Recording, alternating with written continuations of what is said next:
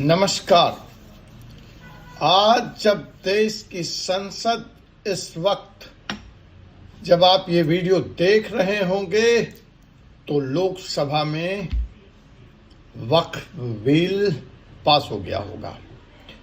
Bill Rajya Sabha से भी पास हो जाएगा और कानून बन जाएगा, लेकिन सवाल कुछ अपने पीछे छोड़ जाएगा। वो सवाल क्या है? क्या भारत में शरिया का कानून चलेगा या संविधान का कानून चलेगा?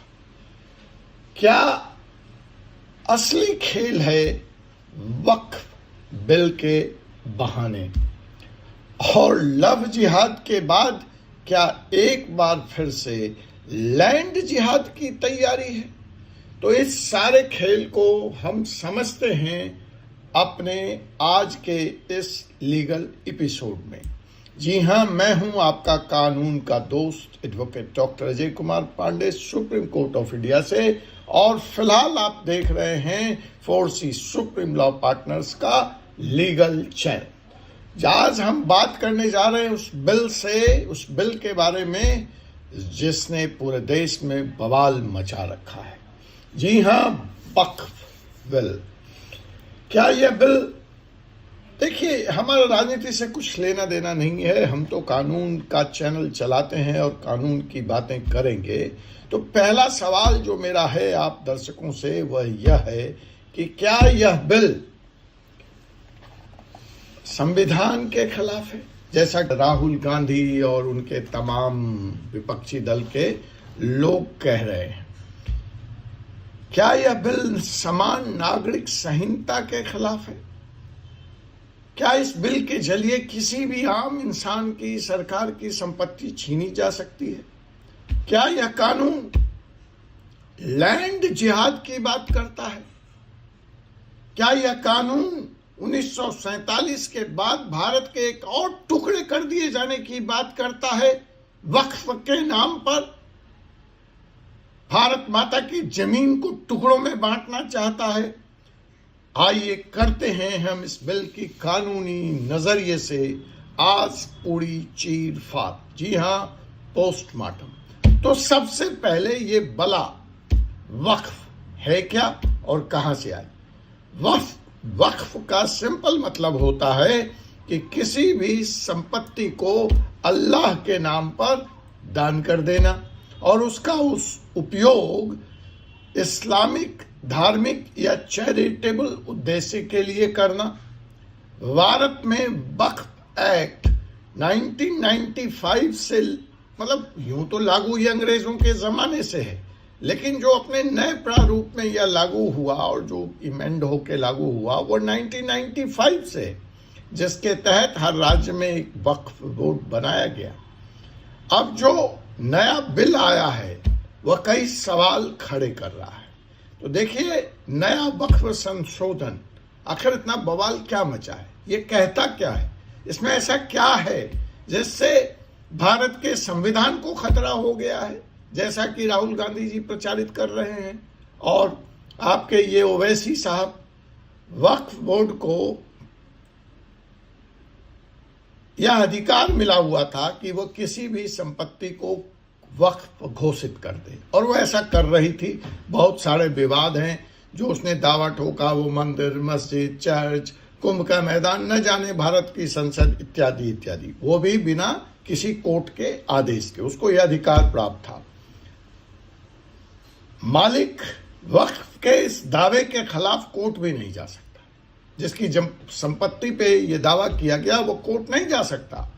उसके पहले उसको ट्रिब्यूनल में जाना जाएगा और ट्रिब्यूनल के निर्णय को किसी कोर्ट में चैलेंज ही नहीं किया जा सकता।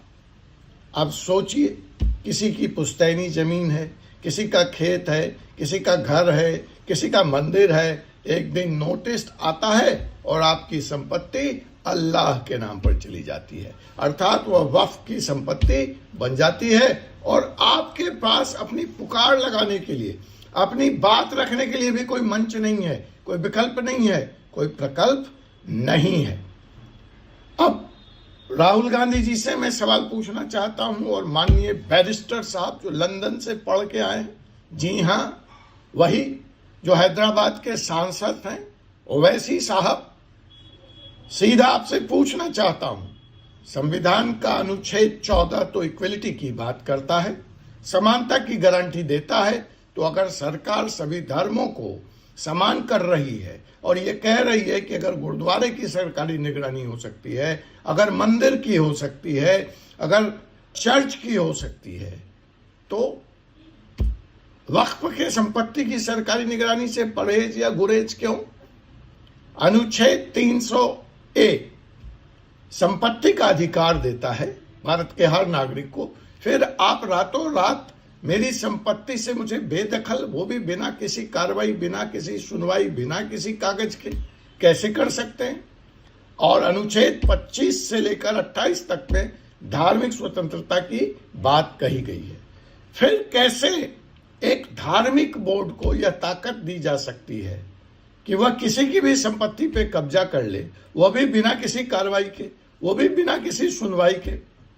यह संविधान तो छोड़िए, न्याय की जो मूलभूत प्रस्तावना है, जो मूलभूत सोल है, प्राकृतिक सिद्धांत, न्याय के प्राकृतिक सिद्धांत का उल्लंघन, नेचुरल राइट ऑफ जस्टिस, हर किसी का व्यक्ति को यह अधिकार प्राप्त है और जघन्य से जघन्य अपराध में उसको सजा मुकर्रर करने से पहले सफाई का मौका दिया जाता है। यहां तो कोई सफाई ही नहीं है। यहां सफाई है तो जमीन की सफाई है। तो साहब, यह मामला लव जिहाद से भी एक कदम आगे बढ़ के लैंड जिहाद की तरफ पहुंचता है। सैकड़ों उदाहरण सामने आ चुके हैं जहां वक्फ बोर्ड ने मंदिरों की जमीन पर दावा ठोक दिया, गुरुद्वारों को वक्फ की जमीन बता दी, किसानों की संपत्ति को अपनी संपत्ति घोषित कर दी। तो क्या यह एक सिर्फ संजोग है या एक सोची समझी राजनीति का, रणनीति का हिस्सा? अब भारत की संपत्ति का मालिक क्या वही होगा जो वक्फ कहेगा?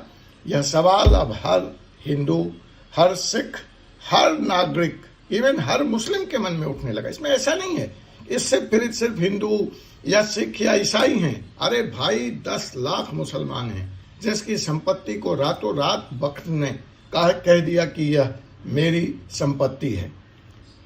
तो जनाब, वक्फ की संपत्ति पर रेस्टोरेंट चल रहे हैं, 5 स्टार होटल चल रहे हैं, बैंक्वेट हॉल चल रहे हैं, लेकिन जब उनसे कहा जाता है कि इस इनकम का हिस्सा बताओ, इस इनकम का हिसाब दो, तो कहते नहीं जी आप हमसे हिसाब नहीं ले सकते। अरे वक्फ, आपने कहा यह धार्मिक मामला है, मान लिया। आपने कहा यह परोपकार का मामला है, यह भी मान लिया। इससे ज़कात, अस्पताल, कब्रिस्तान वगैरह आप चलाते हैं, अच्छी बात। तो जब अगर ये परोपकार का मामला है तो पर्दा क्यों? ट्रांसपेरेंसी क्यों नहीं? अकाउंटेबिलिटी क्यों नहीं? जवाबदेही क्यों नहीं? कौन सा धर्म आ रहा है भाई? आपसे यही तो कहा जा रहा है कि सब कुछ पब्लिक डोमेन में लाइए और कीजिए, मैनेज कीजिए, अकाउंटेबिलिटी बताइए। अगर भारत के गुरुद्वारे, मंदिर और चर्च आरटीआई के दायरे में हो सकते हैं तो आपको क्यों एक अलग ट्रीटमेंट चाहिए?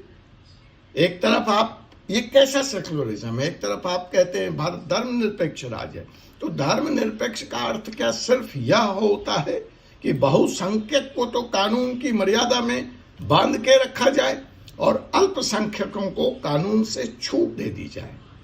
हमारी तो एक ही मांग है कि संविधान जब सबका इक्वलिटी की बात करता है, आर्टिकल 40, तो यह इक्वलिटी किसी विशेष समुदाय को या किसी विशेष धर्म को क्यों नहीं उस इक्वलिटी के दायरे में लाया जाना चाहिए? तो साहब, अब नए बिल में कई चीजें तय की गई हैं जिससे यह सुनिश्चित हो सके कि इसमें महिला सदस्य भी आ सके, जो अपॉइंटमेंट है वह निष्पक्ष तरीके से हो सके, और सबसे बड़ी बात है ट्रांसपेरेंसी और निष्पक्षता हो, और क्रॉस एग्जामिनेशन की अनुमति हो, बहस की अनुमति हो, अर्थात जिसकी जमीन जाए उसे भी अपने बात कहने का हक और अधिकार हो। तो साहब, यह जो मुद्दा है वक्फ का, यह सिर्फ कानूनी मुद्दा नहीं है, यह देश की जमीन का सवाल है, यह देश की अस्मिता का सवाल है, यह देश की मर्यादा का सवाल है, यह भारत माता का सवाल है। यह बिल फिर से पीछे से बैकडोर से दोहरी कानून व्यवस्था की तरफ ले जाने का प्रयास किया जा रहा है विपक्षी दलों के द्वारा, धर्म के नाम पर, मुसलमान भाइयों के नाम पर, अल्पसंख्यकों के नाम पर, जिसका विरोध किया जाना चाहिए। कानून व्यवस्था सबके लिए एक है। अगर दूसरे मामलों में ये देखिए, ये मुस्लिम पर्सनल लॉ बोर्ड वाले कूद पड़े। अरे भाई, हम आपके पर्सनल लॉ में हस्तक्षेप तो कर नहीं रही है सरकार, ये तो रियल एस्टेट का मामला है भाई। आप धर्म की आड़ में रियल एस्टेट की कंपनी चलाना चाहते हैं, टैक्स नहीं देना चाहते, हिसाब नहीं देना चाहते, तो साहब यह धार्मिक मामला नहीं है, यह व्यक्तिगत मुस्लिम पर्सनल लॉ जो है जिसके तहत उनको छूट है, उसमें भी हस्तक्षेप नहीं है। लेकिन यह तो तय है कि यह देश शरीयत से नहीं, संविधान से ही चलेगा, क्योंकि यही मतलब है धर्मनिरपेक्ष भारत का, सेकुलर भारत का। तो बहस करने के मौके पूरे इस बिल पर दिए गए। आज भी लोकसभा में पूरा समय है, फिर राज्यसभा में भी आप खूब बहस कीजिए। वक्फ की हर उस संपत्ति पर जो नया दावा आए वह कोर्ट की निगरानी में हो, सभी धर्मों को एक जैसी सुरक्षा प्रदान हो, समान नागरिक संहिता को जल्द लागू किया जाए, और सबसे अहम बात और छोटी सी बात है कि वक्फ को भी आरटीआई की तरफ लाया जाए ताकि पारदर्शिता बनी रहे। दोस्तों, यह मुस्लिम विरोध की बात नहीं है, यह कानून की बात है। और जो सबसे बड़ा सवाल आज भारत को देना है, आपको और हमको देना है, जो सोचना है कि क्या भारत में कोई भी धार्मिक संस्था संविधान से ऊपर हो सकती है। आज वो आपकी जमीन ले सकते हैं, कल वो आपकी आवाज भी ले लेंगे।